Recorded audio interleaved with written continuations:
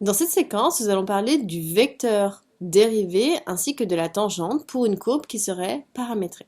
Donc ici, j'ai ma représentation paramétrique, donc c'est-à-dire x égale f de t, y égale g de t, donc f et g sont dérivables.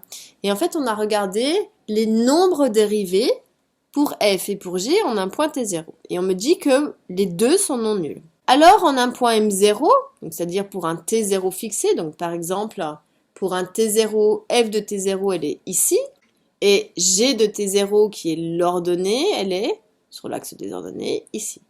Je rappelle, T0, il n'intervient pas, il sert juste à trouver les valeurs de f et de g. Donc la rencontre des deux ici, c'est M0.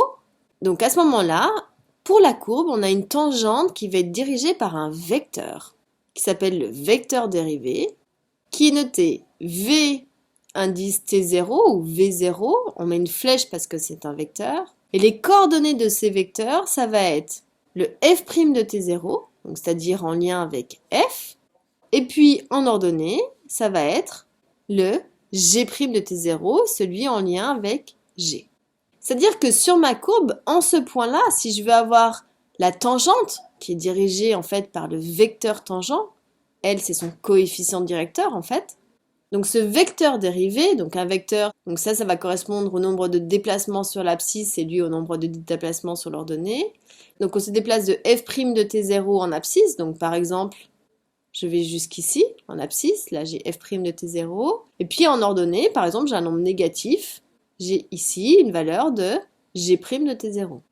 Donc comme c'est un vecteur, donc déplacement ici, ça veut dire que mon vecteur, il serait ainsi. Alors qu'on peut prolonger, puisque j'ai dit que le vecteur, il dirigeait de la tangente. Donc ici, on a toute la tangente.